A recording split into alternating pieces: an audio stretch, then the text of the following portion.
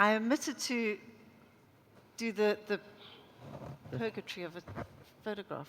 Should I stand here? You're buying drinks tonight there, Robin. There you go. Oh, okay. There you go. 1, 2, 3. Thank you. Brilliant. Thank you. Thank you. Thank you. Okay. Thanks a lot. Are my panelists still in the audience, or should I grab you at drinks afterwards? No, come on up, please. We've got to move some furniture, so clearly they all got out. We are nearing the end of our conference, which I think is, it seems hard to believe how the time does move and the time does fly. But we are going to end with a bit of a bang, and I hope that you're all ready. We have a few more PowerPoint presentations. I think the next one is about 28 slides, a deck of 28 slides. I'm joking. Nothing like that at all. Nothing like that at all. So if I could just begin by reading the introduction, because I'm not familiar with the speaker. I'd like to introduce you to a very special guest, a world record-breaking adventurer who was named Runner of the Year in Canada. Robin, build it up, will you? Also, a Pride of Britain winner for Fundraiser of the Year, as well as being a National Adventure Award winner. To be honest, though, he's probably best known for quite literally being a real-life superhero. Without further ado, please put your hands together and give a very warm welcome to Adventureman.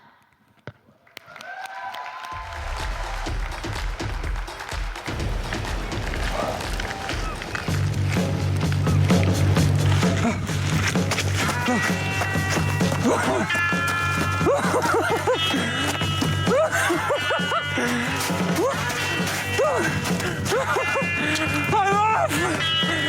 5,000 miles across Canada! Ooh, they're red.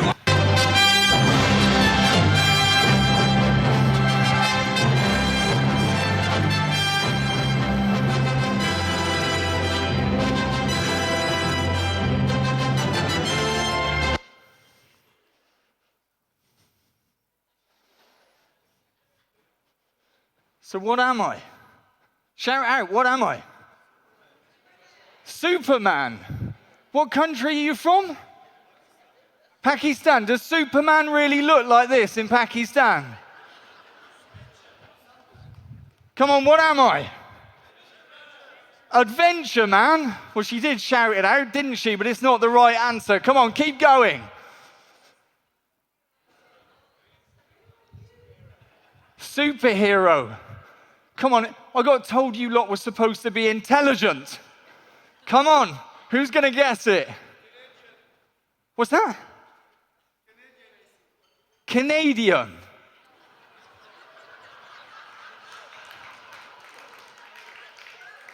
That was not a round of applause worthy. Come on, who's going to guess it? Come on. Incredible Hulk. I can't believe no one's going to guess it. Jamie. Oh, we're getting hotter. You're right.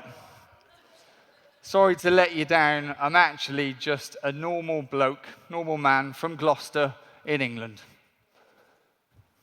But I found something lucky inside here, and I call it the superhero within. So I'm going to share my story, and then I hope that you find the superhero within you.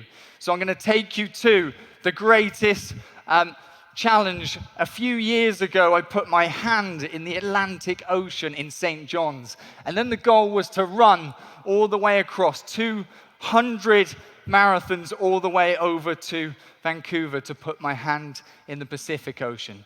That was the goal. Looks like a straight line, doesn't it? Like you couldn't ever get lost, could you? I've seen that song before!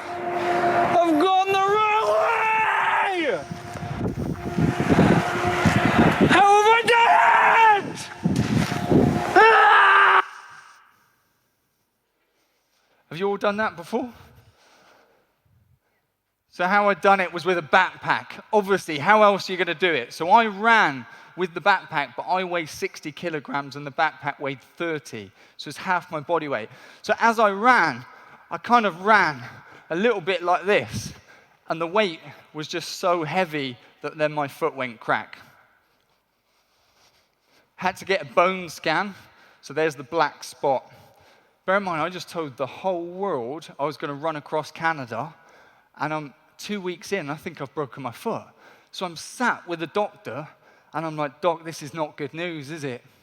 And the doctor looks at me, and he looks at the bone scan, he goes, Jamie, this is brilliant news. He said, it's just ligament damage. And I thought, that is brilliant news, isn't it? Because there's only 190 more marathons to go. So what do you do? Be an adventurer. We need to come up with a cunning plan. I've got to say, I've got no hope for you yet, but come up with a plan. We need to change. We need to make a change. Shout out anything. Get a bicycle. Well, that's the wussy option, isn't it? Keep going. Get a lift. What, just get Uber? What's that? What's that? Kareem. We're not getting there. Come on, keep going. You've got to guess it. I'm going to give you this one chance. Hey? What's that? Try with one leg. What is wrong with you? Spot the superhero in the room. All right, you ready for the answer? You ready? I changed to a baby pram, a stroller. There should have been a baby in it, but instead it had all my life possessions, my tent, my sleeping bag. So now I'm running and I'm skipping on air. Yeah, there's no weight on my shoulders. But another few more weeks of running, I started to feel an emotion. What would that emotion be? Lonely, yeah? So I saw this house in the distance. I went up and I knocked on the door and I was like, hi. I knocked on. I said, hi, I'm running across Canada. Is there any chance I can camp on your lawn? But in my brain, I was just thinking, please let me in. And then this woman, she said, no, you can't. Off you go, will you? And I was like, oh, I'm really sorry. I didn't want to disturb you. And she said, well, who are you anyway? And I said, well, I'm running and stuff. And she said, right, well, just wait there, will you, boy? And she went off. And she came back 5 minutes later and she said, right, now I've just Googled you and you're real. So she let me set up my tent. And then she came back out 5 minutes later again and she said, stop setting up your tent. There's a motel and a key waiting for you and it's all paid for. I entered her home as a complete and utter stranger. And we drank tea and biscuits all evening, and we become really good friends by the end of the night. And she said, I'm going to support you for the rest of the journey. And she did.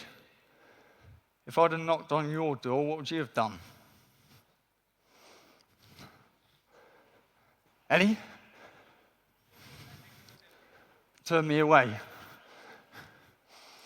I want to tell you about the toughest choice that I had in Canada, but you're going to make this choice as well. So to your right, you've got a shorter route across Canada. To your left, you've got an extra 15 marathons. Which road are you going to take? Shorter route.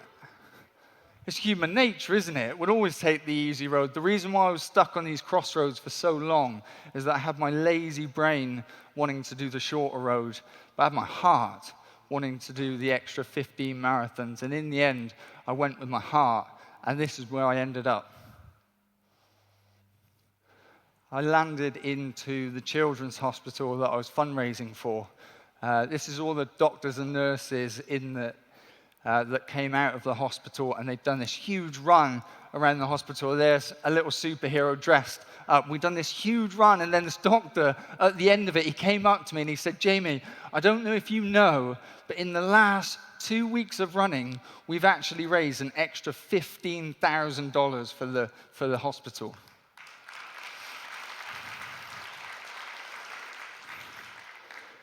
And he shook my hand, and he said, going the extra mile really does make a difference.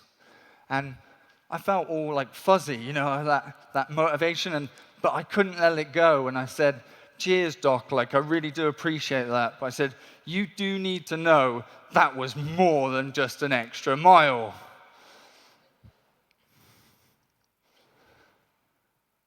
Something I haven't shared with you yet is when I was 5 years old, I looked down at my legs and I couldn't move them. And I tried and I just couldn't. And my mum and dad was with me and I started to cry. And eventually the doctors found that I had a rare spinal condition called syringomyelia. When I was about 7 years old, the doctor said to me and my mum, that I was going to end up in a wheelchair. When I left, do you know what my mum said? She said, don't you dare listen to a word that doctor just told you. Don't you dare. And then she went and got a piece of string in the back garden. She said, do you want to play tennis? And I remember feeling like, not really, Mum. But I went out there and I started hitting the ball and I got this love for movement. And I'm going to show you how much I love to move. Robin, can you come up here as a volunteer? You're going to be the judge. Right, what I want you to do now is on this side, I want you to stand up and face this way. Stand up, face this way. On this side, you're going to stand up, face this way.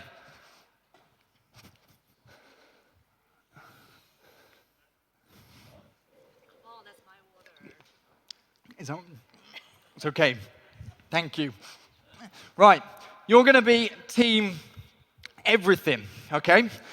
You're going to be team experience, right? You're going to be the judge. Now, in a minute, I'm going to get you to run on the spot, and it's the fastest team will win. And when I shout 100%, you've got to go for this, all right? But first, we obviously need to warm up, don't we, yeah? So, just gentle jog on that spot. That's it. Nice and gentle. Yeah, that's right. I didn't say dancing. I said running. Yeah? Okay, good. That's it. Look at that enthusiasm now. I just stole your water. Look at that. This team is beautiful. Absolutely gorgeous. Team everything. This is absolutely pathetic. All right? It's pathetic. You're going to have to really pull this out. Okay, beautiful. Beautiful. We're looking good. God, Nancy, why are you looking so stiff? Come on. Okay, in 3, in 2, in 1. 100%. Go, go, go, go, go, go, go, go, go. Give it your all. That's it. Give it. And stop there. Robin? Team everything or team experience? I think This team. experience did it. Experience, well done. You're the winners. Thank you, Robin.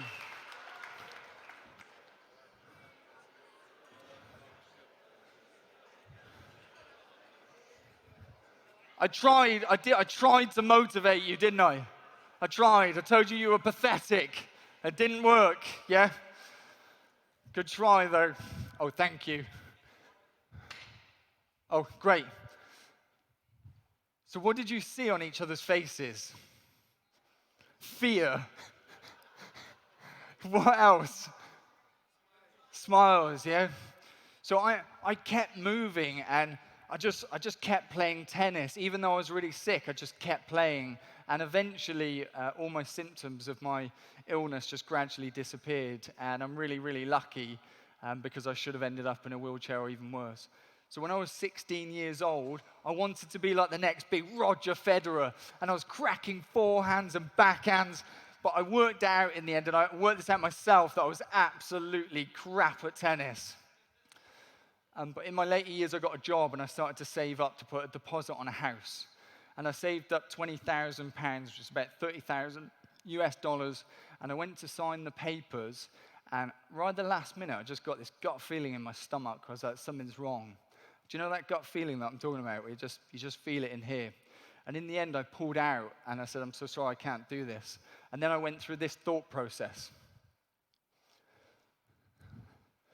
So I've done this with paint. So this is serious stuff. What I want you to do is just take a moment for yourselves now to think about, what does more to life mean to you?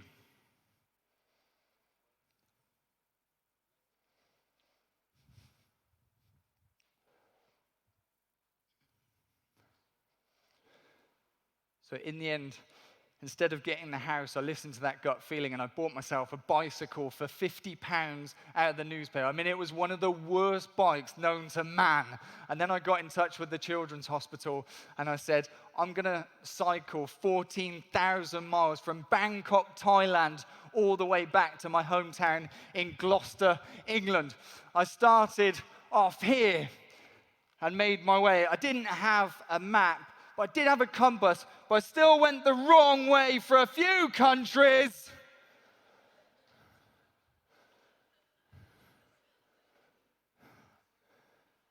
If you're going to go on a journey like this, is it going to be all rosy, or are there going to be some challenges? I ended up on the Afghanistan border, and I woke up in the morning, and I could hear fireworks everywhere, and I thought it was fireworks, but then I suddenly realized that I was actually caught in a war zone. What do you want to do in a war zone? Run. Someone say, get allies. Wow. Here's what happened in the moment. Speculation that the Tajikistan people killed an Afghan general yesterday, and there's just war going all around us. Jesus. Sounds like it could be 2 miles away at least.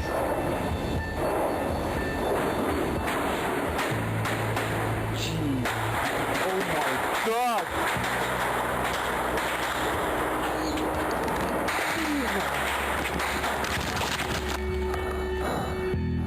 I've been shot at.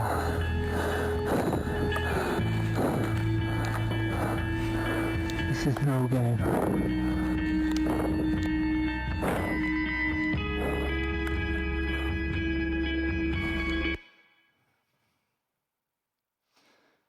So I was in this kind of absolute war zone. And so what I'd done, I was doing YouTube videos and I grabbed the camera, but as you can see, it was still dark. So what I didn't realize, when you turn the camera on, it gives off this flashing red light.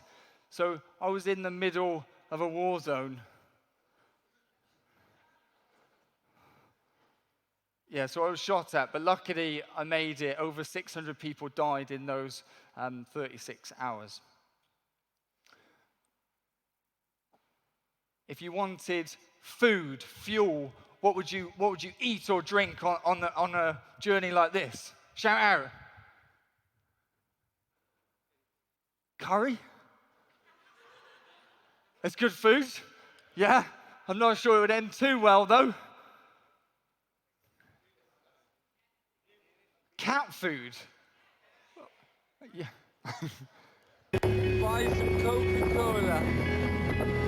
I sure love Coca-Cola. Yes, I do. Too many hours of cycling. I made it back to Gloucester. And then I Googled what's the longest ever bike ride ever done. And this Italian guy came up. He held the world record for sitting on a stationary bike for 10 days non-stop. 10 days on a stationary bike. I thought, that's impossible. But then I was thinking, well, if an Italian can do it. So I jumped on the static bike to attempt a new Guinness World Record, and I made it 8 days. Can anyone think of the worst possible pain after 8 days of pedaling? The butt, yeah. So it started to bleed and blister and become infected. You ready to see this one? I wouldn't do that to you. I'm pedaling away. Because it was becoming infected, these 3 nurses came in to try and sort the infection out. This nurse came in and she pulled my pants down and then she took a photo of my bum. And then she walks around, and then she holds it up. So I'm pedaling, and I look up to see the photo. I'm like, why would you do that to me? And she said, I'm so sorry, Jamie, there's nothing we can do for your bum to heal. You've got to get off the bike. But it's just about never giving up, isn't it? You just never, ever, ever give up. So I just kept pedaling. Anyway, they came back an hour later, and she came up with Manuka honey. She said, Jamie, I think we've got it. Have you heard of Manuka honey? If you haven't, it's a honey, but it's an antibiotic.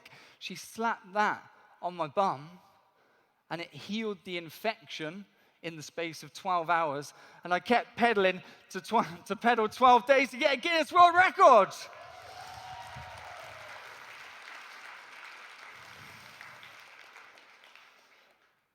Does anyone know what we're famous for in Gloucester? If you're a Brit in the room, just shut up, right? What are we famous for in Gloucester? Anyone? Cheese. Where are you from, whoever said that? Are you a Brit? What an arsehole. He's definitely a Brit. Okay, here we go.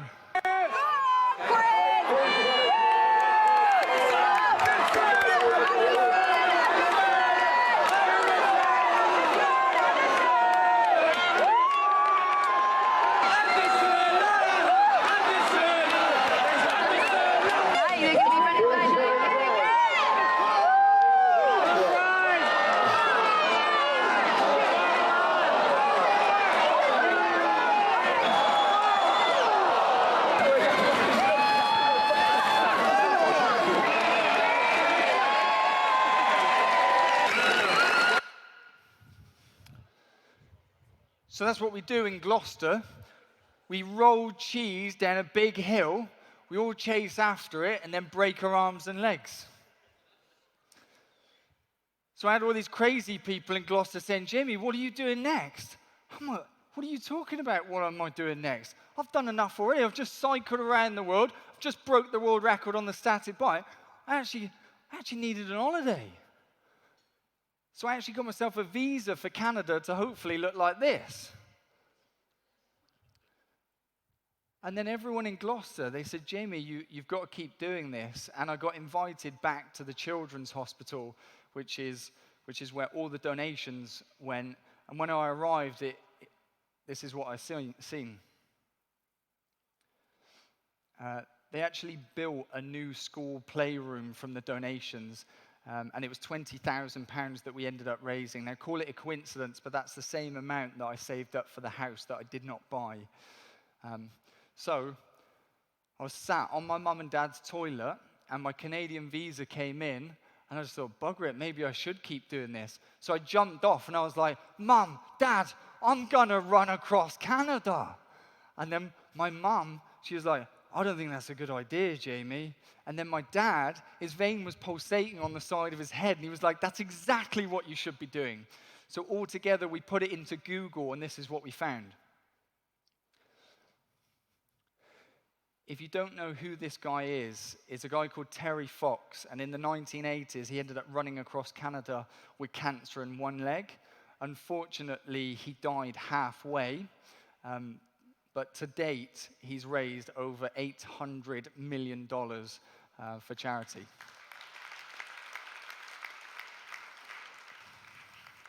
Okay, so back to Canada.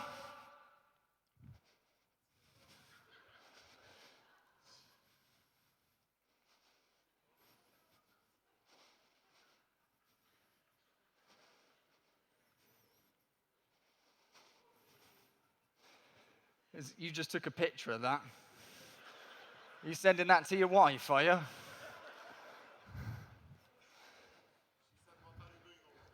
She said, what are you doing over there?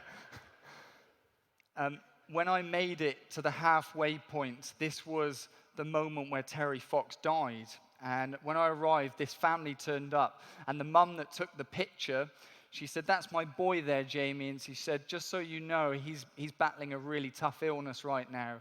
And we just really want you to finish this and make it to the end of this run.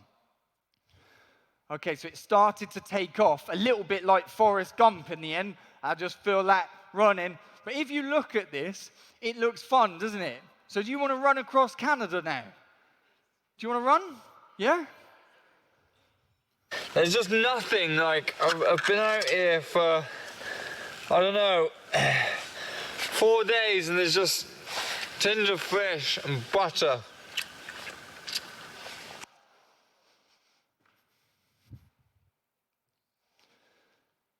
So it started to hit the Canadian winter, and I arrived in this family home, and just as I left to tackle it, this woman, she said, Jamie, you're a Brit. She said, you have no idea how dangerous this winter and how cold it's going to get. She said, you're going to die. I was like, I'll be fine, Jolene. So I just ran on. This woman was so worried, she set up a Facebook group, and she called it Stalking Mama Bears. It grew to 30 women, and what they would do is all call ahead into each town, into each village. And at one point, I was in a snowstorm, fire engines turned up to keep me safe. It got even more deeper than that. I got a phone call from one of the mama bears. She called me up and she said, Jamie, have you been on a date since you've been in Canada? And I was like, you know I haven't. I've been in the wilderness for about 7 months running. Anyway, I forgot about the phone call. A week later, this car shows up. This woman, she gets out and she goes to hand me a bouquet of flowers. And I'm like, what do you want me to do with these? And she said, well, Jim, I'm one of the mama bears. She said, we spoke the other week. She said, I want you to take these flowers because at Kilometre, just up the road, there's a camper van, a candlelit dinner, and a hot Canadian girl waiting for you. So I kind of scratched my head. I said, give me those flowers. And then I ran my heart out.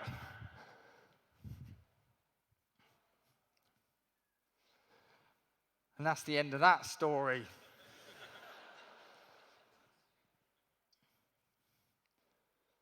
After 140 marathons of running, my foot picked up chronic tendinitis. And forget about running, just putting my foot to the floor was just agony. I didn't know what to do. And in the end, I just sent a message to my dad, and this is what I sent him.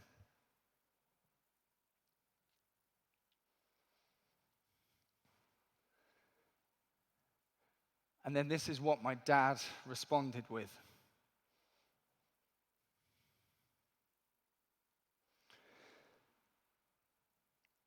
I went to get my foot into the shoe, but I couldn't fit it in. I just couldn't fit it in because my foot was too swollen.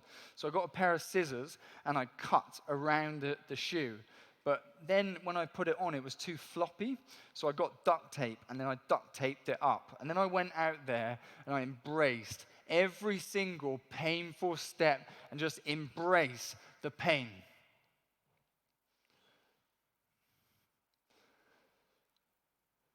Does anyone know what minus 45 feels like? Anyone know? Yeah. Okay, so you got an idea. So what I'm going to do, this is a little experiment. I want you to imagine this. So you know your freezers at home, you've all put your hand in one. Now what I want you to do is get your face and put your face in it. Hold it there. Keep holding. Just hold it in there all day. I got frostbite on the end of my nose. Right in the end, I lost a little bit at the ending of it. It's fine, because I've got an absolute massive schnoz anyway, so there's plenty of it to go around. As I crossed into the Rocky Mountains, I started to get messages from police, rangers, everyone that was following the journey saying, don't cross the Rocky Mountains in the winter. They said snow can pile up as high as this screen, and if I'm out there on my own, I'm putting my life in danger. And then I received one message that just changed everything.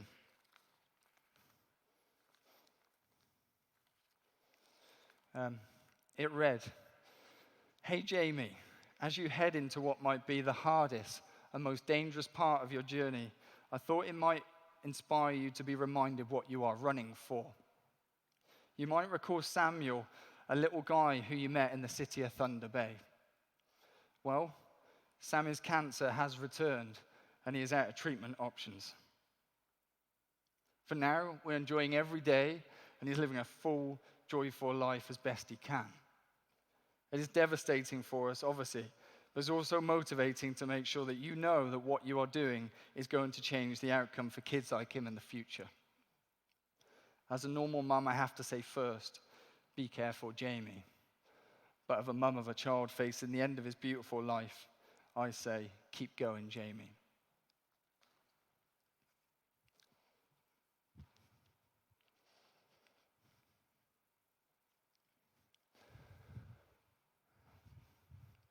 So I made it over the Rocky Mountains and into Vancouver, and I was a blubbering wreck. I was crying, and I had snot flying down my nose. It was really embarrassing. It was going out to a lot of people. And then I saw it. I saw the beach, and this was the day that I dreamt about every single day for an entire year of running. And I went over and I put my hand in the ocean, and it wasn't quite enough, so I stupidly just ran into the ocean, and I dove in, and which was really silly because I nearly got hypothermia. In the end, the journey raised over $500,000 for kids' hospitals.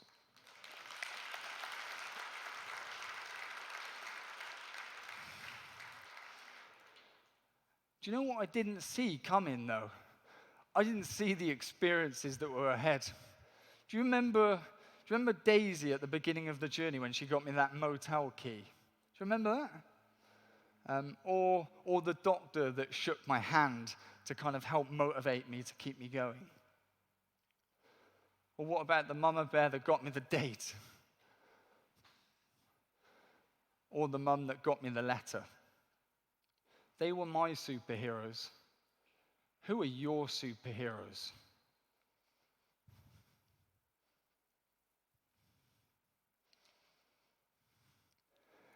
And who are you a superhero to today?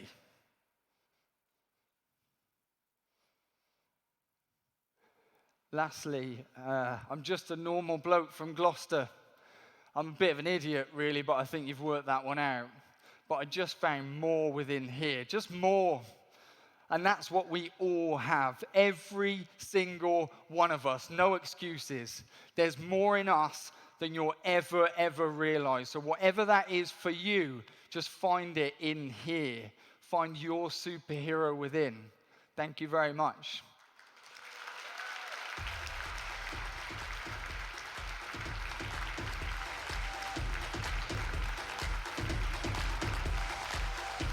I've got a little surprise. I've got a surprise. One little surprise. Oh, sorry.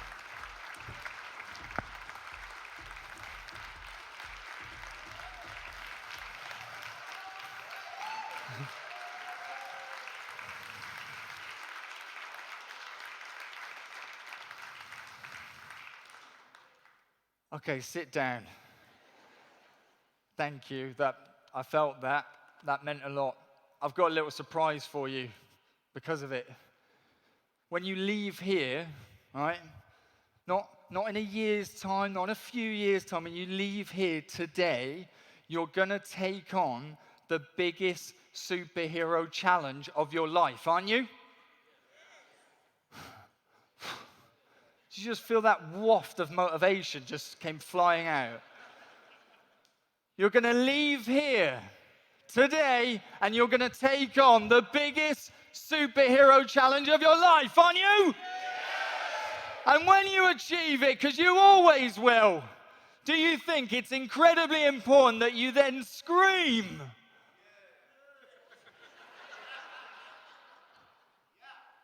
Who's the daddy? This is the final summit of the Rocky Mountains. Thank you very much. You've been awesome. I think this is it. It's the summit. Who's the daddy? Who's the daddy? Who is the daddy? I'll tell you who the daddy is. I'm the daddy. I am the daddy.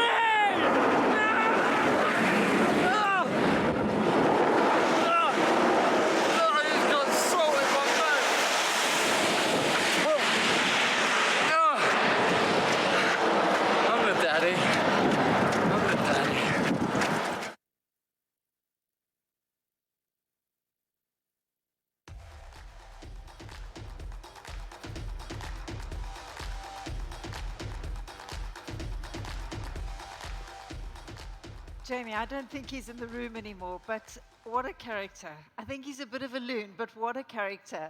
Jamie, we salute you and well done. You do, yeah.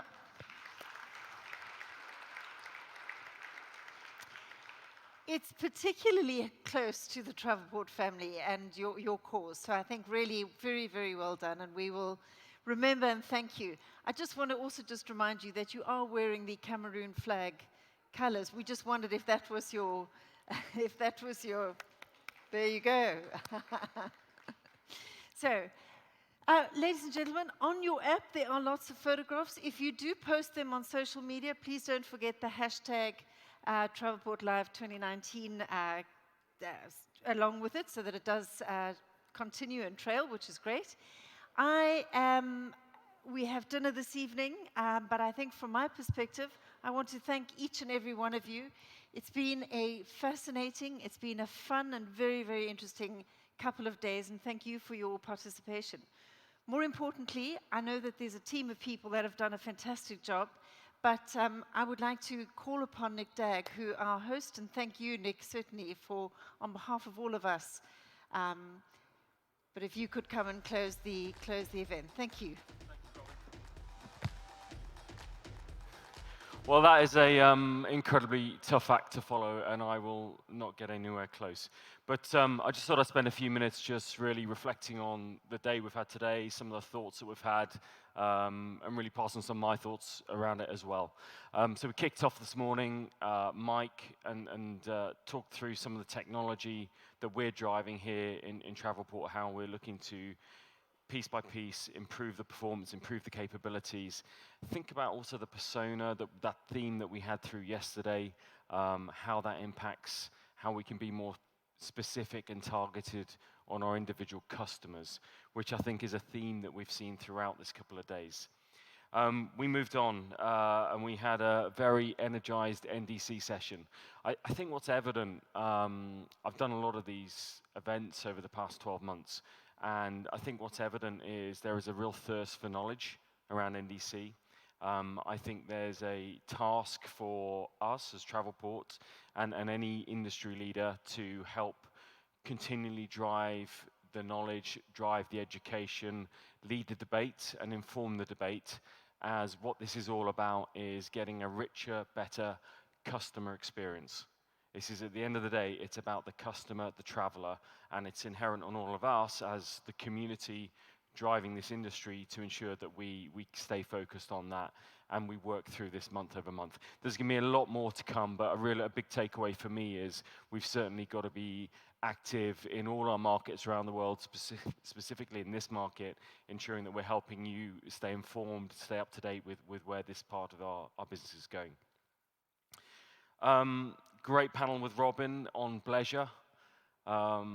It's quite interesting, is some of Robin's thoughts right at the start around I didn't think I was a baby boomer, but I'm feeling a bit like one in terms of the road warrior style of in-out and never actually seeing anywhere. I could list the cities in the world that I've never seen anything other than the conference room. So I'm going to reflect on that a little bit and maybe try and get some time a bit more to enjoy these experiences. As it's a great opportunity that we all have as we travel around the world. So, but I thought a great industry conversation. And then if you think through these pieces that we've had today, there's one thread that runs through them all, and it's around technology. And it's around how we leverage technology to provide a better, faster, quicker response and capability for our customers. And that really nicely then sort of brings us on to the discussion that Ming led, where we had a big focus on the African market. And again, that theme was there again. How do we leverage technology? It was really interesting. One of the thoughts that came out was in terms of technology adoption in Africa. I had a conversation with a few people last night around that. And in terms of the step, Africa's been able to almost miss the initial wave of computing and move straight to mobility, which actually is a fantastic opportunity and advantage. So really exciting to hear that conversation. I thought some really inspirational thoughts around that. In terms of how we've ended, I don't know about you, but I feel incredibly humbled just listening to that story. I think we've all got something to take away from that in terms of motivation, in terms of never giving up, in terms of what we do with our lives. Hugely motivating. I'm not sure if Jamie's going to be able to join us this evening, but I do hope so, because I'm sure we'll all enjoy having an opportunity to have some dialogue with him. And to Robin's point, I think he's also quite good fun. He can talk to us about rolling cheeses down hills.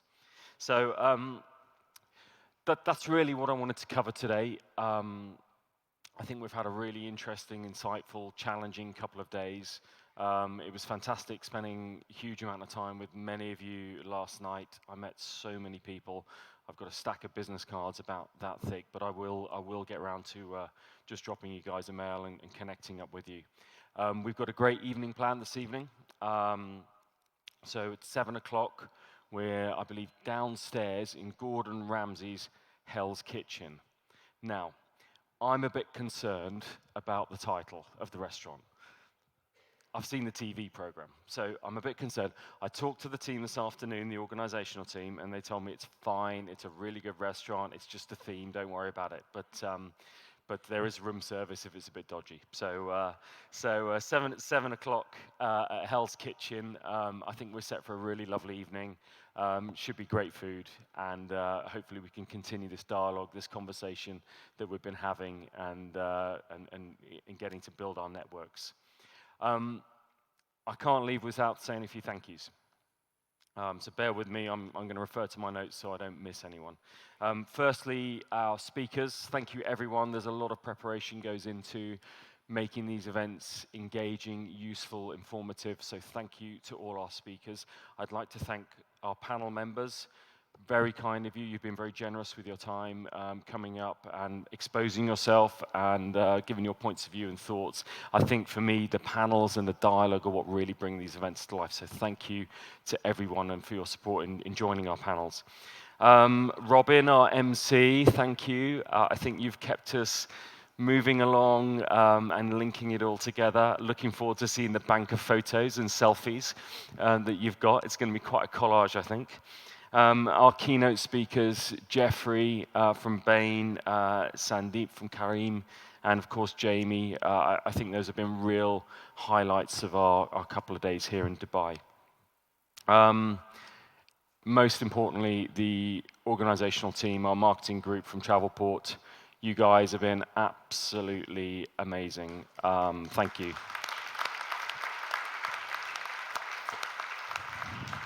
I can't tell you how tirelessly these guys and girls have worked from first thing in the morning right the way through to, well, first thing in the morning, it would appear, talking to some of my team who had a very late night. But no, thank you. It's been a tremendous.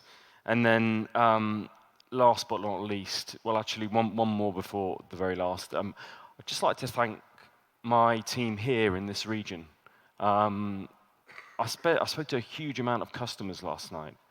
And there was one thing, and I did poke a bit of fun at one of my leaders here, because every single one of her customers kept coming up to me and telling me what a wonderful job she was doing. I said, you're paying them, aren't you? I know you are. But no, it was really pointing to me that the team here are doing an excellent job at working with you all as customers. So I'd just like, from me to them, I'd just like to say thank you. Really good.